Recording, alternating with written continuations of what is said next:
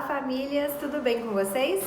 Hoje eu vim falar um pouquinho de uma coisa que tem sido muito frequente aqui no consultório, conversando com uma colega outro dia. Ela falou que também tem recebido uma alta procura, né, por esse motivo de demanda. E eu queria trazer um pouquinho aí tanto para os pais, né, quanto para outros profissionais da área da saúde e para os profissionais de educação, para a gente entender um pouquinho como que funciona, né, e refletir um pouquinho sobre isso, que são os comportamentos desafiadores, né? Então, muitas pessoas estão atrelando esses comportamentos ao TOD, ao diagnóstico de TOD na infância.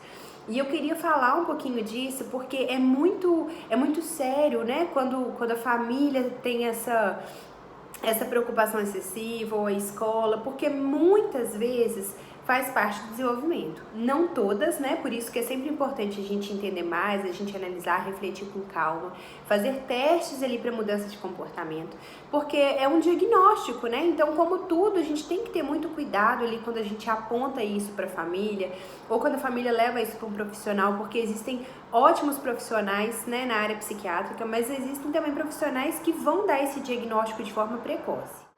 Então, a primeira coisa que eu queria trazer aqui é que a gente pensar que comportamentos desafiadores para ter a sua vontade satisfeita, né, é normal, né, na infância, é normal nessa primeira infância. Por quê? As crianças estão descobrindo como que o mundo funciona, elas vão passando ali 3, 4 anos, vão recebendo maior repertório de comunicação, elas conseguem se comunicar melhor, elas conseguem questionar melhor, né? Então elas vão aprendendo isso, que até 2, 3 anos elas não sabiam, ali por volta de 4 anos elas vão conseguindo questionar mais, perguntar mais, porque, gente, para a criança não faz sentido do porquê que ela tem que fazer tudo na hora que a gente fala, né? Então, assim, é muito complicado a gente pensar que a criança ela tem que comer na hora que a gente manda, sem a gente saber se ela tá com fome ou não. Ela tem que tomar banho na hora que a gente manda, ela tem que dormir na hora que a gente manda. Então, assim, e na escola ela tem que fazer toda uma rotina ali, no horário que os adultos direcionam, né? Então, assim, não que isso seja errado, isso é extremamente importante para um desenvolvimento infantil saudável, ter rotinas, ter regras, ter limites. Isso é muito importante. Mas também é importante os adultos entenderem que para a criança aquilo não faz sentido, né? Então é comum que quando a criança vai ganhando maior repertório de comunicação, ela começa a questionar isso, mas eu não quero comer agora, eu não tô com fome, eu não quero tomar banho hoje, eu quero ficar sujo, eu não quero dormir, eu não tô com sono. Às vezes a criança está muito cansada, mas ela ainda não reconhece que ela está cansada e ela não vai entender o porquê que a gente manda sempre fazer daquela forma. E aí o que acontece? Como eu falei, isso é muito saudável que a gente coloque esse limite, né? Mas é importante a gente entender e separar principalmente, porque eu acho que o grande problema é que os adultos levam aquilo para o lado pessoal, né? Ele está me desobedecendo, ele está me questionando, né? Ele não segue o que eu falo e o adulto leva aquilo para o lado pessoal e não para entender o lado da criança que está aprendendo como que o mundo funciona. Então o papel da criança é testar os limites. Ela vai vendo onde ela pode em cada ambiente, o que ela pode fazer, o que ela não pode. Então ela vai testar até ela consolidar aquilo de saber o que realmente não pode, o que pode, né? Então, assim, isso vai demorar um tempo, vai acontecer lá por volta dos 5, 6 anos. Até lá, sempre que tiver uma oportunidade, a criança vai tentar testar os limites para saber o que a gente vai deixar ou não, porque ela está aprendendo o mundo, né? E não, como eu falei, não faz sentido para a criança do porquê que ela tem que fazer tudo na hora que a gente manda. Então, como eu falei assim, a gente tem que entender que não é um lado pessoal, não é a criança comigo, ela não quer me desobedecer, ela quer conhecer, né, até onde ela vai poder ir. Então a criança ela vai testando isso aí até por volta dos 5, 6 anos, quando ela vai começar a ganhar uma compreensão maior aí do que de fato pode ou não pode. Então, como eu falei, como a criança ali por volta de 3, 4 anos está com esse repertório maior de comunicação, ela vai começar a questionar mais. O que eu falo que é um grande alerta? A criança que não questiona, a criança que só obedece, a criança que só fica quieta ali, ela não faz pirraça, não faz nada de errado, tudo ela obedece, porque essa criança, ela já desistiu de ser atendida, de ter o seu emocional atendido, de ter seus sentimentos compreendidos, porque é muito importante a criança ter liberdade de se expressar. Não que a gente vá fazer o que ela quer, mas ela tem que ter essa liberdade de se expressar, né? Dela falar, eu não quero fazer isso agora, eu não concordo. Então, aquela criança que chega nessa idade e ela só obedece a tudo, é preocupante também. Não estou falando que é alguma coisa, né? Mas assim, é um sinal de alarme pra gente ficar observando isso melhor, porque a criança ela já desistiu, né? Como se assim, ninguém vai me ouvir, ninguém tá importando com o que eu sinto. A criança que é muito obediente é uma criança que tem grandes chances de ser aí um adolescente adulto com ansiedade, né? Então é importante a gente ficar alerta para isso. A criança que se expressa, que ainda se importa ali de ter sua vontade atendida, que demonstra, né? Faz parte, né? Então é importante aí todos os profissionais da saúde, profissionais da educação e pais entenderem isso. Não é ceder, é entender que a criança não faz isso para provocar a gente, mas ela faz porque ela está conhecendo como as coisas funcionam. E uma coisa muito importante da gente pensar quando essas demandas chegam pra gente, aí falando dos profissionais de saúde, né, ou mesmo da educação quando observam, é pensar se essas características e sintomas podem estar associados a um diagnóstico. Como, por exemplo, TEA, porque no nível 1 a criança não vai apresentar atraso do desenvolvimento, né? Mas se a gente for investigando mais profundo, esses comportamentos talvez sejam comportamentos de rigidez, né? Que vai ser muito comum no TEA. E entender também se não pode ser relacionado a altas habilidades, porque a criança que tem altas habilidades, ela também frequentemente pode apresentar mais um comportamento de rigidez ou questionador, né? Porque ela vai ter aí um avanço muito maior em linguagem e vai ter aí, consequentemente, também um comportamento mais questionador com os adultos para entender o porquê daquilo, né? Ela vai querer racionalizar, mas por que a regra é assim? Por que eu tenho que comer tal hora se eu não estou com fome? Então ela vai tender a questionar mais também. Excluído esses dois pontos, né, a gente precisa fazer uma análise da família. Então, assim, existem questões emocionais envolvidas, existe um comportamento muito autoritário dos pais e a criança pode estar repetindo isso. Então, tudo isso a gente tem que analisar para poder excluir esses fatores que tem de fato ali uma origem emocional, né? Então, assim, às vezes os pais estão brigando muito e esse comportamento pode até estar atrelado a isso, né? Ou às vezes os pais estão se separando, ou às vezes tem a chegada de um irmãozinho, tem alguém doente na família. Então nós precisamos analisar isso para entender se tem algum fator relacionado. Excluído outros diagnósticos e excluídos os fatores emocionais, a gente precisa aí pensar assim que podem ser comportamentos comuns da idade, como eu falei no início. Então a gente tem que abrir a mente para isso, de que não é algo individual com a gente, né? E que a gente vai precisar lidar de outra forma para a gente conseguir a colaboração dessa criança.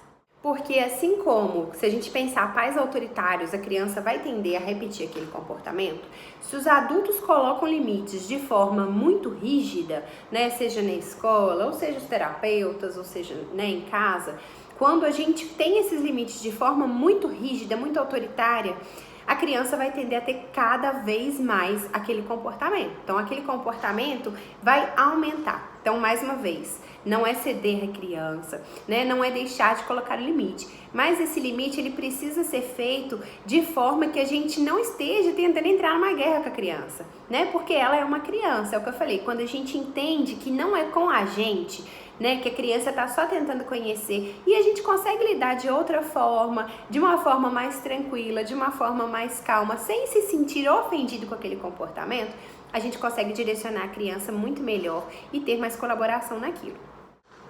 Agora, quanto mais a gente ficar nervoso, deixar de castigo e ter um comportamento opositor, a criança vai repetir aquilo com a gente, né? Então, muitas vezes a criança pode ter esse comportamento em determinado ambiente, não tem em outros, e porque ali com aquele ambiente, com aquelas pessoas, ela vai aumentando aquele comportamento. Então, é muito importante a gente pensar por quê. O próprio diagnóstico de TOD futuramente, né? Então, isso eu tô falando principalmente de crianças, então, até os 5 anos, né? Mas se a gente for pensar, o próprio diagnóstico futuramente, se vier, pode ser causado pela tão grande rigidez que os adultos começaram nesse momento. Então, às vezes, o que era uma fase da idade de descobrir os limites, as pessoas viram tão rígidas e tão opositoras com a criança, que aquilo na criança vai aumentar. E aí, futuramente, a gente pode ter realmente um diagnóstico de TOD quando ela ficar maior. Então, é uma coisa muito séria quando a gente começa a se ferir com essa forma da criança, né? E levar isso para o lado pessoal e agir de maneira errada, porque a gente pode piorar esse comportamento ao invés de melhorar. E aí eu anotei aqui alguns pontinhos que tem no DSM-5 falando sobre o TOD, para a gente poder pensar sobre isso quando a gente pensar aí que uma criança pode ter o diagnóstico de TOD ou não. Né? Ela precisa ter um padrão de humor raivoso ou irritável, né? Comportamento questionador e desafiante ou índole vingativa, por no mínimo 6 meses, com no mínimo 4 dos sintomas a seguir, né? E com o mínimo de uma pessoa, com pelo menos uma pessoa que não seja um irmão. Então a gente precisa pensar que ela tem que perder a calma facilmente. Aí a gente tem que pontuar. Crianças de 2 ou 3 anos, elas perdem a calma facilmente quando a sua vontade é negada, porque elas ainda não têm autorregulação. Quem ensina a autorregulação para elas somos nós, através das nossas reações. Então, ponto pra gente pensar. Se a criança chegou lá nos 5, 6 anos e ela ainda perde muita calma, possivelmente porque a gente não deu um exemplo de autorregulação para ela na infância. Então, ela não vai aprender. É sensível ou facilmente incomodado pelos outros. Ou seja, não é aquela criança que está incomodada por coisas específicas que acontecem. Ela é facilmente incomodada com várias coisas diferentes. Raivoso ou ressentido, né? Então, aquela criança, não é que ela teve um pico de estresse ali em algum momento quando sua vontade não foi atendida, né? Ela é uma criança raivosa, né? Ela demonstra aquilo o tempo todo, né? Em pelo menos ali um ambiente, ela é assim em grande parte do tempo. A gente tem que pensar, porque nos momentos em que uma criança pequena é contrariada, ouve não, vão ter esses comportamentos mesmo de ficar nervosa. Questiona a autoridade do adulto. Né? Questiona a autoridade do adulto e desafia ou se recusa a obedecer regras. Então aqui, gente, quando ela desafia ou se recusa a obedecer regras, a gente tem que pensar que a criança que vai ter um diagnóstico de TOD futuramente, ela desafia regras em geral, qualquer regra, mesmo que aquilo não se refira a ela, né? Mesmo que aquilo não é da vontade dela, né? Então assim, não tem nada a ver com ela, mas para ela é importante questionar a figura de autoridade, desafiar essas regras. A criança que não obedece à regra ali imposta pelos adultos, porque ela quer ter a sua vontade priorizada, é um comportamento comum na primeira infância. Então, assim, ela não tá ali, de fato, se recusando a obedecer regra. Ela só quer ter sua vontade atendida, porque a criança pequena, na primeira infância, ela é imediatista, então ela só pensa no agora, né? Então, como eu falei, ela não consegue pensar assim, eu preciso tomar banho, porque existe isso de higiene. Não, pra ela é no agora, eu quero brincar, eu não quero tomar banho, e ponto. Então, assim, não é que ela está desafiando o adulto, não quer seguir as regras, né? É porque ela é imediatista, então ela só vai pensar no prazer do que ela quer ter naquele momento. Por isso que as trocas, para que ela consiga então ir tomar um banho a partir de alguma coisa que é do interesse dela, levar um brinquedo que é do interesse dela, ou obter algo que é, né, de ganho para ela, vai tornar isso mais fácil, porque ela é imediatista. Ela quer saber qual que é o prazer daquilo naquele momento, ou se aquilo não tem prazer nenhum naquele momento, ela não vai querer fazer. Incomoda outras pessoas intencionalmente, né? Então aí a gente vai pensar que a criança ela tem o prazer de desautorizar os adultos ou outros colegas também de forma intencional para incomodar, para magoar, para chatear. Ela faz isso de forma intencional, né? Então a gente vai pensar, crianças de 3, 4 anos conseguem ter essa compreensão aí para incomodar outras intencionalmente dessa forma? Culpa os outros, né, pelos seus comportamentos ou é vingativo. Então, mais uma vez, a gente não está falando da criança ter sua vontade satisfeita, ela tem um planejamento de se vingar ali, né, de ficar culpando o outro, falando que foi o outro que fez e o outro que falou, né, então tudo isso aí é que fecharia um diagnóstico de TOD com muita atenção se fosse antes dos 5 anos. Eu acho que não deveria acontecer antes dos 5 anos, porque a criança ela vai amadurecer. E de acordo com a postura dos adultos, grande parte dessas coisas vão se resolver. Porque, como eu falei, quando o adulto leva isso para o lado pessoal e começa a agir de forma cada vez mais opositora, a criança também vai começar a agir dessa forma. Então, para dar um exemplo assim pra gente pensar, né, nós adultos, imagina que você chega no seu trabalho um dia e você fala com o seu chefe que você não concorda com alguma coisa, né? Então o seu chefe mandou você fazer uma coisa e você não concordava com aquilo, seja lá o que fosse. Aí você falou, não, chefe, mas né, eu não acho que isso não vai ser legal, eu não acho que é dessa forma. E aí o seu chefe todo dia começa a ter assim um pensamento, né? Fulano tá me desobedecendo, tá me desafiando, tá esquecendo que eu que sou o chefe aqui, então agora ela vai ver. Aí ele vai lá e vai começando a te testar com várias coisas e várias ordens e várias regras, né? E aí você chega 1 minuto atrasado, ele já vai estar no seu pé, e ele começa a ter vários comportamentos aí intencionalmente, né, para incomodar, para poder mostrar a autoridade dele novamente. O que vai acontecer com nós adultos? Eu, pelo menos, eu penso que eu ficaria com aversão ao trabalho, né? Você começa a pensar assim, nossa, eu vou chegar lá, ele vai começar a pegar no meu pé, ele vai começar a criticar tudo que eu faço, ele vai começar a dar ordens que não fazem sentido, só para mostrar que ele tá na autoridade. A nossa sensação não seria, talvez, ou de tentar contestar isso com ele, ou tentar levar para uma chefia maior se houvesse na hierarquia, ou mesmo sair do emprego, né? Então, assim, possivelmente essas coisas aconteceriam. Por que a criança que ainda nem está trabalhando e nem tem a autorregulação que a gente tem, vai fazer isso de uma forma, não, eu vou obedecer porque ele é o chefe, ele é o professor, ele é a mãe, ele é o pai, ele é o adulto e eu tenho que obedecer, né? Então, assim, é só um exemplo pra gente tentar refletir sobre isso, como que é pra criança, né? Eu acho que a gente tem que pensar sobre isso. Então, pessoal, pensando nisso tudo aí que a gente analisou, né, excluindo também aí os fatores relacionados a sono, né, se às vezes aquele comportamento é no momento que a criança está com sono ou não, né, e excluídos também questões de alimentação. Então, tanto a deficiência de alguns nutrientes pode causar mais irritabilidade, quanto a questão de estar com fome, né. Então também é uma coisa que pode. Eu, pelo menos, sou uma pessoa que quando eu estou com fome eu fico muito nervosa. Então também tem que ser analisado quanto tempo que a criança comeu, né? Se pode ter alguma coisa relacionada com fome ou com a questão de nutriente, como eu falei. E aí tem que avaliar com o médico, nutricionista. E excluir dessas questões todas que a gente falou até agora, quais são as coisas que podem ajudar no dia a dia aí dos pais, dos terapeutas e dos professores também na escola? Primeiro ponto, dar previsibilidade para a criança. Principalmente visual, se conseguir colocar visual, né? Eu tenho um post que eu já fiz sobre alguns cronômetros visuais que ajudam muito a criança, porque são lúdicos. Então ajuda a criança a prever o tempo que tá acabando alguma coisa, que ela vai ter que mudar de atividade, ou que vai ter que guardar os brinquedos. Então, assim, são coisas que a gente vai dar uma previsibilidade para ela ir se programando ali, para não ter aquele corte tão de repente, quando a gente fala, olha, acabou a TV, acabou a brincadeira, acabou isso, acabou a brincadeira, é hora de dormir, né? Então, quando a gente faz isso de forma muito rápida, também é ruim para a criança. Então, dar previsibilidade, de preferência visual, né? Se possível, mostrar ali as coisas que vão acontecer no dia, né? E dando essa previsibilidade, deixa a criança mais segura.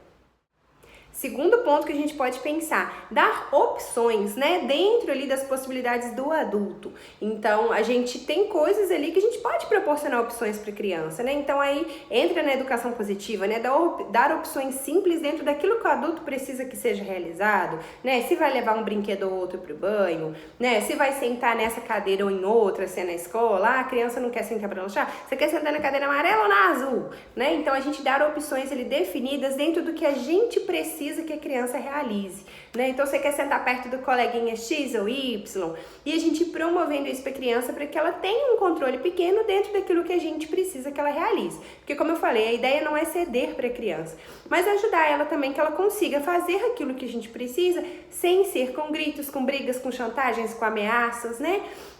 Dando ordens de forma possível ali do que vai ter que ser realizado, mas que ela tenha uma forma de opção também, porque não vai ter prejuízo ela escolher determinada cadeira, sentar perto de algum colega, levar ou não um brinquedo, são coisas que não vão atrapalhar. Terceiro ponto, ensinar frases substituindo os comportamentos inadequados. Então, se a criança começa a chorar porque ela queria brincar mais um pouco e acabou o tempo, ou se ela joga alguma coisa no chão, ou se ela vai mexer na coisa do coleguinha, se é na escola, ela tá batendo o pé, ou ela tenta bater em alguém, como eu falei, não levar para o lado pessoal, para tentar travar uma guerra com a criança, do você não pode fazer isso, né? Mas a gente tentar direcionar uma frase para esse momento, né? Ajudar ela a ter formas de se comunicar, porque a criança pequena, ela muitas vezes ainda não tem. Então é importante que a gente dê para ela nesse momento outras frases para ela substituir aquele comportamento inadequado. Então ela tá chorando, então vamos parar de chorar e vamos pedir assim: mamãe, eu posso brincar mais um pouquinho? Para que ela não consiga no choro, mas é que ela possa aprender a pedir. Aí ela vai falar: mamãe, eu posso brincar mais um pouquinho? E aí a gente vai dar mais 2 minutinhos, né? A criança bateu, né? Vamos ensinar ela aí a pedir desculpa. E ela falar: mamãe, eu estou muito bravo, né? Eu preciso me acalmar. Pode me dar um abraço? Ou deixa eu ficar sozinho um pouco? E a gente sempre ir ensinando frases nesse momento. Como eu falei, não, porque quando a gente leva isso para aquele lado, pessoal, nossa, ele me bateu, ele gritou, a gente fica ofendido. Quem teve uma educação autoritária vai se sentir muito nervoso nesse momento, né? E o que é muito comum aí hoje em dia, né? Essa idade aí dos pais que têm crianças pequenas são pais que ainda tiveram uma educação muitas vezes muito autoritária. Então é aquele momento que ele perde a paciência. Então assim, não levar para esse lado pessoal, mas tentar ajudar a criança. Qual outra forma ela poderia resolver aquilo, né? Então qual outra frase ela poderia usar naquele contexto? Ah, ela tá mexendo no brinquedo do coleguinha e não era hora. Não, então fulano, pede o coleguinha pra você só olhar e você vai entregar, né? Então ao invés dela ter que gritar, bater no coleguinha, tomar o brinquedo da mão, pede coleguinha, me empresta um pouquinho. E a gente sempre dá essa frase final pra criança pra ela entender exatamente o que ela precisa fazer, né? O coleguinha, posso só olhar? Já te devolvo? Aí deixa só olhar, depois devolver. Então a gente sempre tem que pensar aí quais outras frases a criança poderia usar naquele momento, de acordo com aquilo que ela quer, que eu posso ensinar ela a ter uma comunicação mais efetiva e menos comportamentos inadequados. Assim como nós adultos, como a gente pensa em adultos que brigam no trânsito, né, ou no trabalho, quando acontece alguma coisa, porque muitos adultos também não têm autocontrole, se a gente vai pensar em assertividade, não tem sempre alguma outra frase que ele poderia ter usado ao invés daquilo? Outra forma de lidar com essa situação? Então é isso que a gente precisa ensinar para essa criança desde pequena, porque quando a gente vai ensinando a criança a só obedecer, fica quieta, para de reclamar, né? Só obedece, ela não vai aprender a ter autocontrole, ela não vai aprender assertividade na comunicação e ela muito possivelmente vai ser um adulto que às vezes vai ter problema com isso, porque os adultos não ensinaram quando ela era criança, né? Então todos nós aí que lidamos com crianças devemos pensar nisso diariamente, seja como pai, professores, terapeutas, a ensinar as crianças a outra forma de se comunicar e resolver aqueles problemas. Outro ponto aí, depois de ensinado essa comunicação, a gente vai tolerar a criança a esperar, né? Então, o primeiro ponto que a gente tem que ensinar é se comunicar. Se a criança já sabe comunicar, né? Ela já pediu, mas o coleguinha não quer emprestar, então a gente ensina a esperar. Vamos esperar 5 minutinhos, depois a gente pede novamente. Vamos esperar 5 minutinhos para você poder voltar a brincar, né? Ela tolerar esperar em tempinhos pequenos aí, para ter aquilo que ela pediu atendida, né? Então depois que a gente ensina a comunicação, a pedir de forma adequada, a resolver de outra maneira sem comportamentos inadequados, a gente vai ensinar a criança a esperar para ter aquilo que ela pediu, né? Então nas primeiras vezes ela vai pedir e sempre que possível a gente vai atender para ela entender que o pedido é mais funcional que o comportamento inadequado.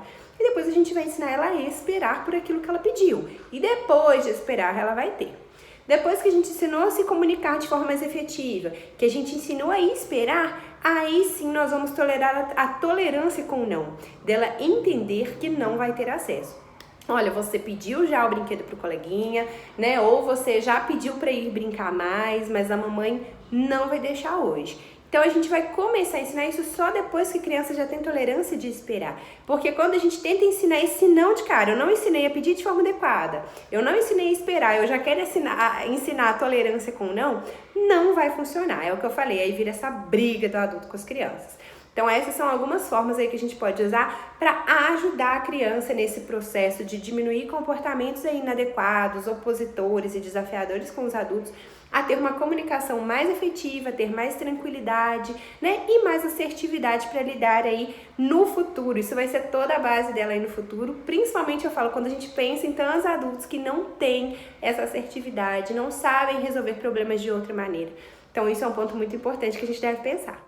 E outra coisa muito importante para fechar esse assunto é ensinar as crianças a obedecer a todos o tempo todo é muito sério, né? Primeiro porque hoje a gente está num mundo de muita maldade, então a gente deixa a criança muito suscetível a abuso, né? A gente ensinar que ela tem que obedecer a todos os adultos e se aparecer um adulto mau aí no meio do caminho, mandando ela fazer coisas que não deve, ela não vai entender que ela tem vontade própria, que ela tem opinião, né? Então eu sempre falo como que é importante a gente não ensinar a criança a obedecer o tempo inteiro, a gente validar ali, compreender o que ela sente, não levar para o lado pessoal esses comportamentos, né? E principalmente gerenciar as nossas ações, os nossos sentimentos naquela situação, para que a gente possa direcionar a criança e não competir com a criança, virando aí uma guerra como se fossem duas crianças brigando por um brinquedo, né? E o brinquedo seria a autoridade. Então, pensem sobre isso, reflitam sobre o assunto. Se tiver alguma dúvida, deixa aqui. Espero que possa ajudar vocês. E espero que tenham gostado do vídeo. Tchau, tchau!